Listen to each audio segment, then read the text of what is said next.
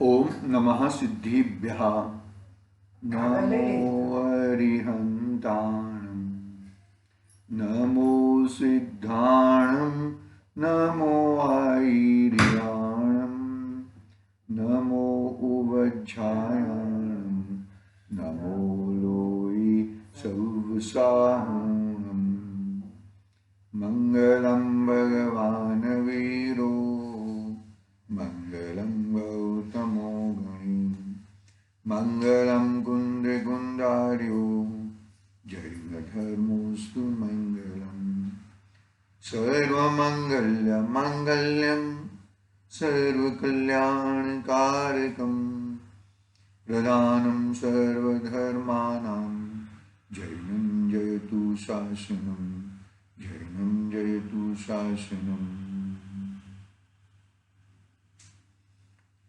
हीनात्मबुद्धयतात्मेव परद्विनेव चापरम् अक्षयानन्तबोधाय नमस्तु परमात्मने नमस्तु परमात्मने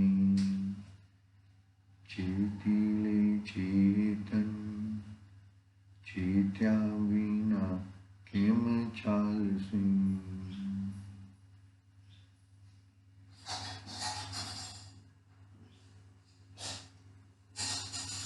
समाधि तंत्र पूज्यपाद स्वामी का एक महान ग्रंथ अपने सामने विराजमान है। अध्यात्म से ओतप्रोत आचार्य देव कहते हैं कि जो मूढ़ है, अज्ञानी है, अभव्य है, उसे चाहे हम कितना भी उपदेश दें वो कुछ काम का नहीं है, व्यर्थ उपदेश है। वो व्यर्थ उपदेश इसके लिए है कि वो उपदेश को धारण नहीं करता, वो पर बहिरात्मा में रहना चाहता है, अपने इसमें कभी आना नहीं चाहता।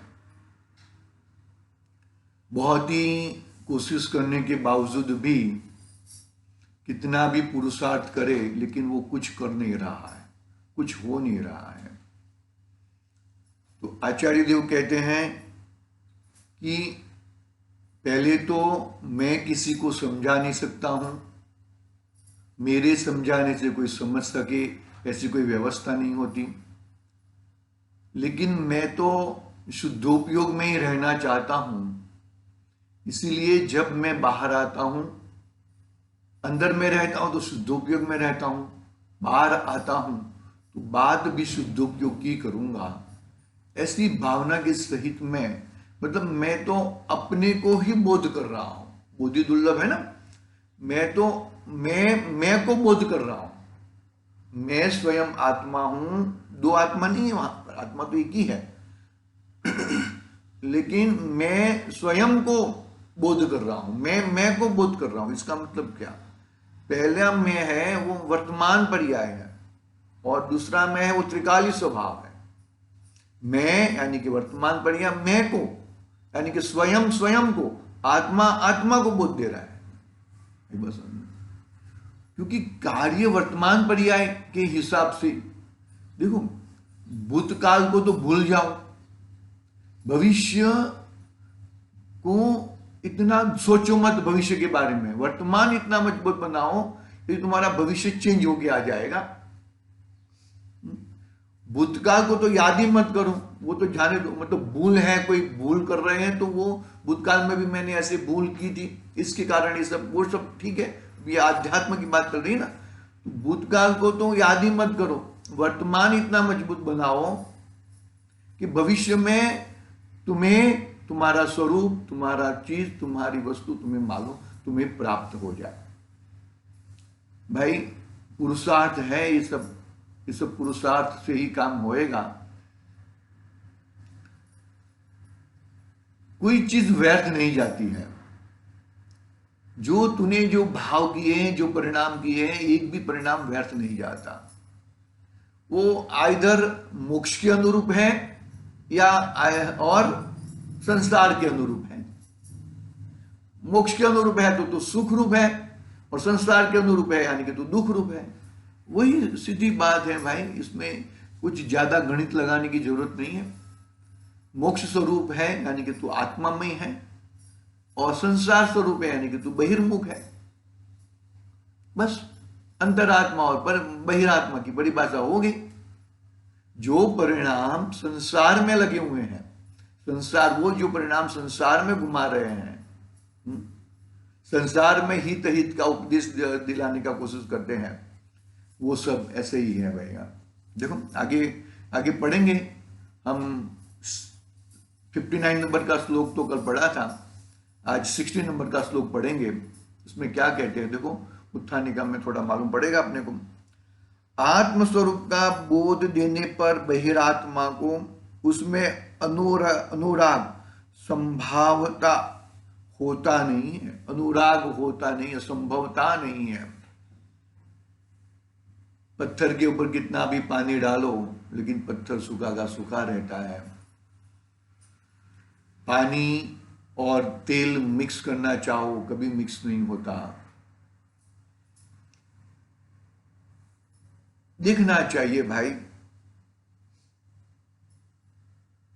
आत्मा का बोध देने पर भी बहिरात्मा को उसमें अनुराग संभवता नहीं है।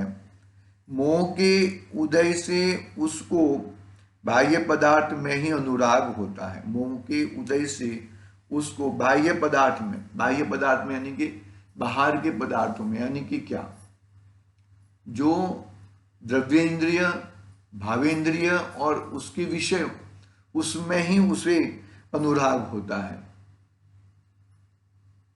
शिविर रखी है तो भाई भोजन की व्यवस्था तो होगी ना, होती है। ऐसा मतलब कहने का भावार्थ ऐसा है कि उसको बाहर में ही मुझे क्या सीखने को मिलेगा, मुझे मेरा तत्व की बात क्या सुनने को मिलेगी, उसको गौण रखता है। वो मुख्य रखो तो बाहर में जो भी व्यवस्था है वो तो कर्माधीन अवस्था है भाई, कर्माधीन अवस्था है। इसमें कुछ तुम कर सकते नहीं हो। पकड़ना बात को। आगे देखते हैं, चलो। क्या उत्थानिका में क्या कहा मालूम पड़ा ना, आत्मा का बोध देने पर भी बहिरात्मा को उसमें अनुराग संभवता होता नहीं है। मोह के उदय से उसको बाह्य पदार्थ में ही अनुराग होता है, ऐसा दर्शाते हुए आचार्य देव कहते हैं। देखो पढ़ते हैं 60 नंबर का श्लोक, पेज नंबर 117। देखो, बहिस्तु शक्ति मूढ़ात्मा पिहीति ज्योतिरंतरे तुष्यन्तः प्रबुद्धात्मा बहिवायुक्त कौतुकम्। क्या कहते हैं, आवृत अंतर ज्योति हो बाह्य विषय में तुष्ट जागृत जग कौतुकत जी अंदर से संतुष्ट। अंदर से संतुष्ट है। क्या कहा, जागृत जगत कौतुक तजे।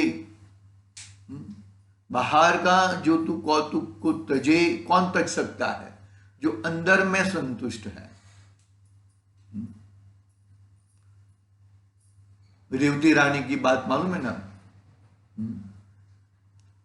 25वें तीर्थंकर और एक तीर्थंकर भगवान का समोसरण आया है, मुझे नहीं देखना है। तीर्थंकर 24 ही होते हैं। अंदर से संतुष्ट है। ये बाहर का वो देखना, अरे देख तो लो, देखने में क्या प्रॉब्लम है, अरे मुझे क्या देखना है। डोंगियों की सभा को क्या देखना है मुझे, गलत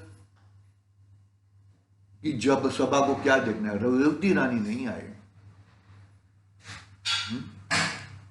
देखो क्या कहते हैं, आवृत अंतर ज्योति हो बाह्य विषय में तुष्ट जागृत जग कौतुक तजी, अंदर से संतुष्ट।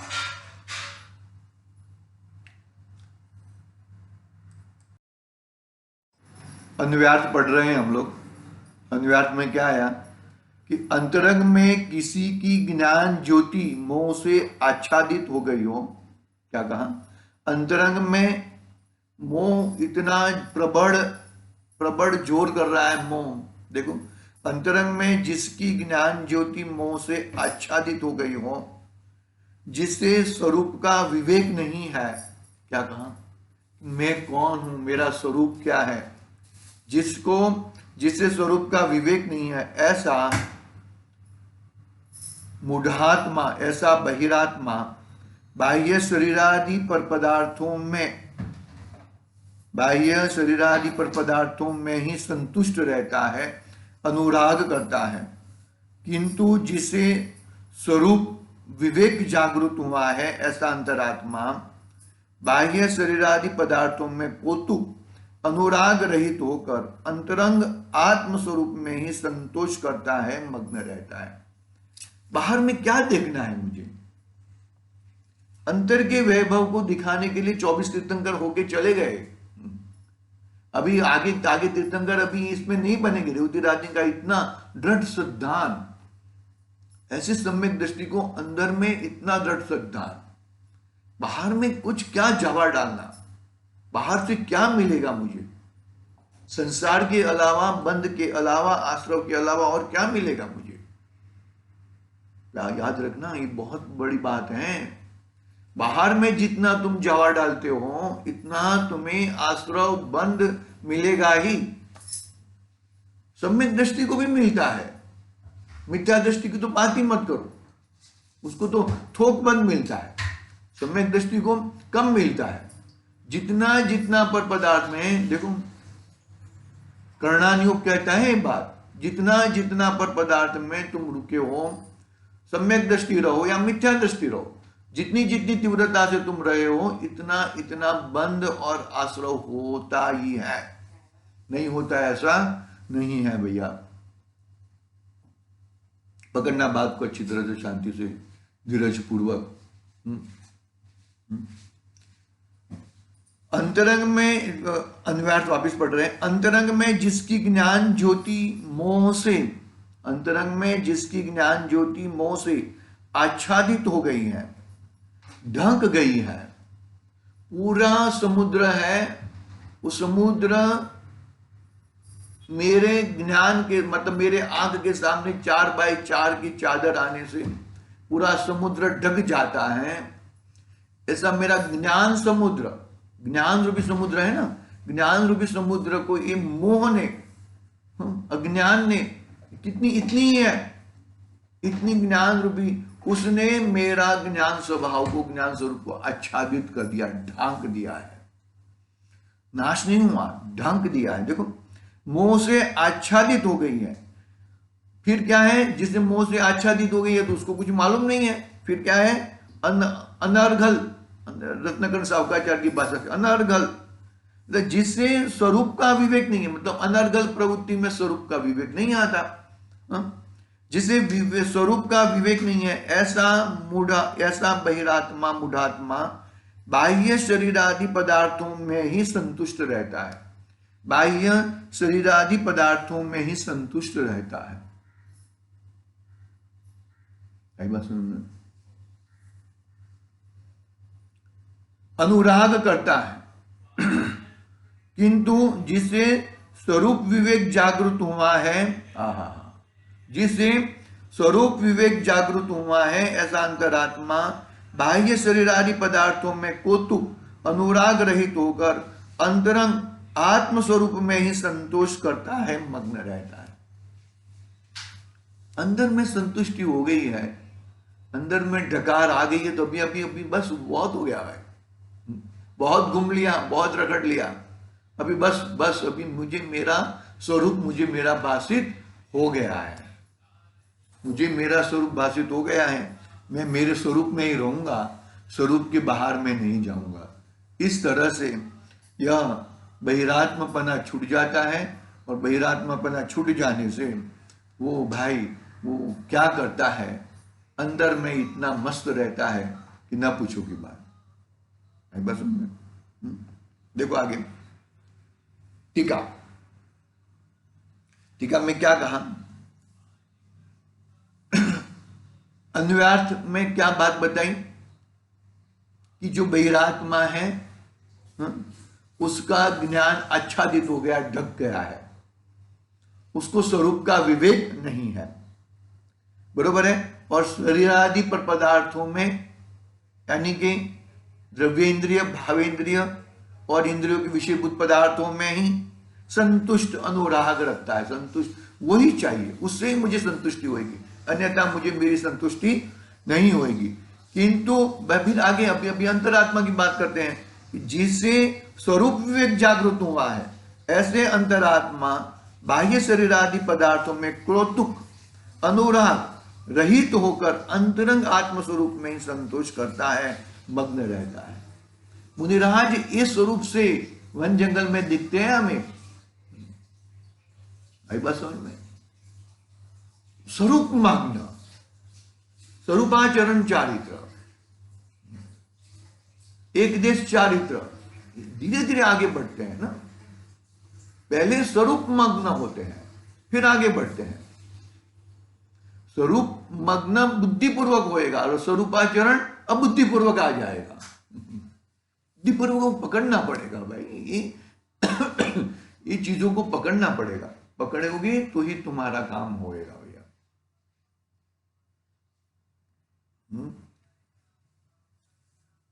आगे टीका पढ़ते हैं। बाह्य में अर्थात शरीरादि पदार्थ में ही वह संतोष करता है, प्रीति करता है। क्या कहे, बाह्य अर्थात शरीरादि पदार्थों में वह संतोष करता है, प्रीति करता है। वह कौन?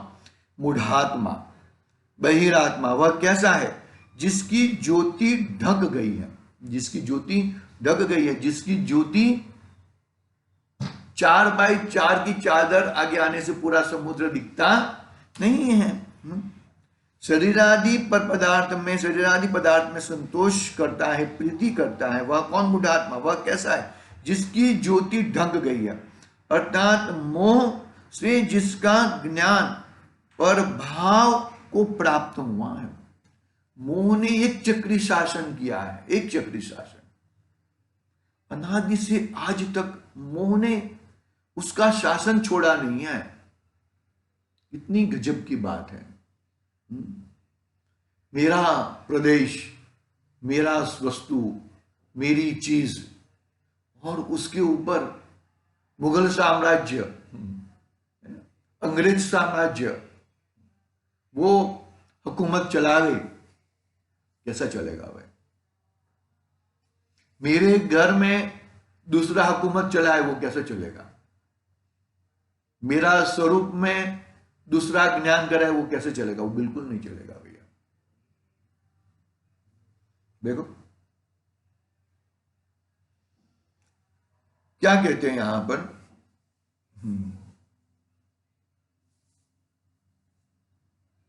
हाँ, जिसकी ज्योति ढक गई है, अर्थात मोह से जिसका ज्ञान पराभाव को, पर भाव को प्राप्त हुआ है। मोह के कारण, मोह के कारण यानी कि मोह कराता नहीं है, याद रखना, जरा बात को समझना, उसके भाव भाषण करना है। मोह कराता ऐसा नहीं है, ये मोह के कारण, मोह से पर द्रव्य में जुड़ जाता है।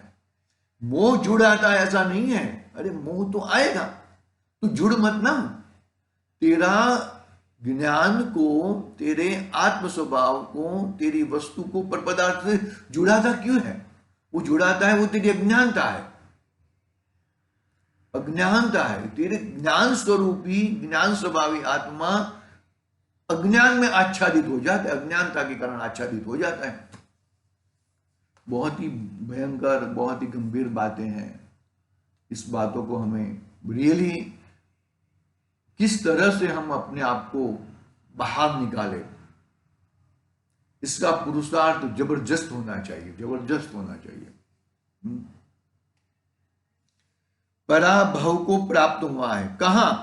अंतरंग में अर्थात अंतरतत्व, अंतर तत्व के विषय में, अंतरंग में अर्थात अंतर तत्व के विषय में, प्रबुद्धात्मा अर्थात जिसका ज्ञान मोह से अभिभूत नहीं हुआ। क्या हुआ?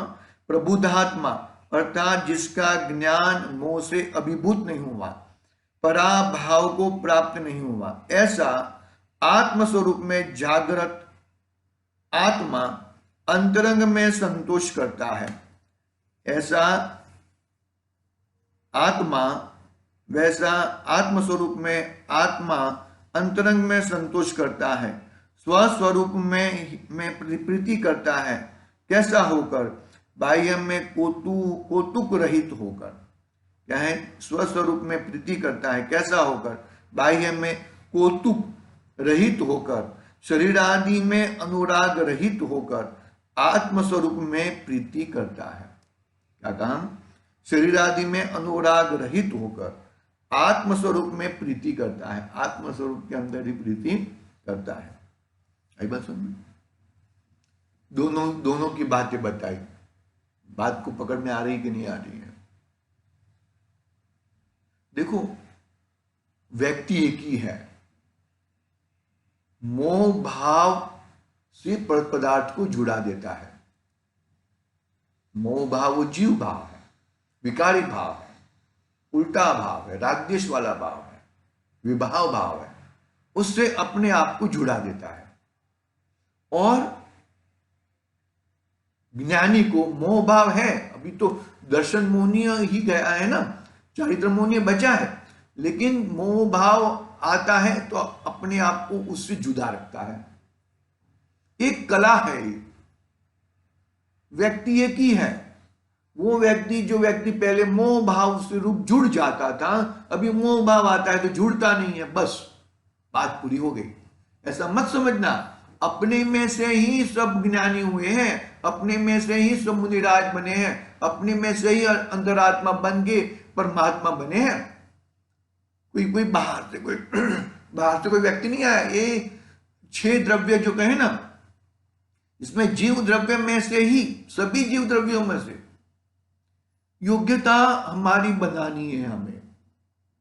ऐसा नहीं है कि योग्यता और कोई बना देगा, ऐसा होता नहीं है। बहुत ही सुंदर बात कही। इतनी ताकत के साथ हमें जुड़ना चाहिए कि भाई कुछ भी हो जाए, हम तो हमारे स्वरूप में ही रहेंगे। देखो, हाँ, भावार्थ।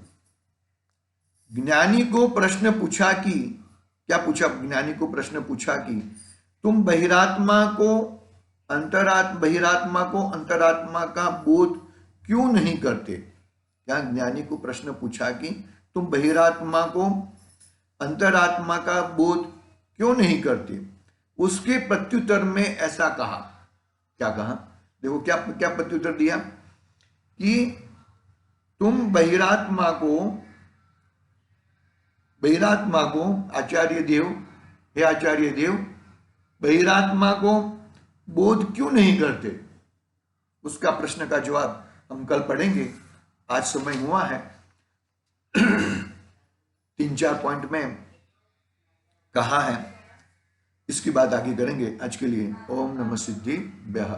निज निधि निज में बताई, यह अनंत उपकार है, उसके लिए जिन वाणी माँ को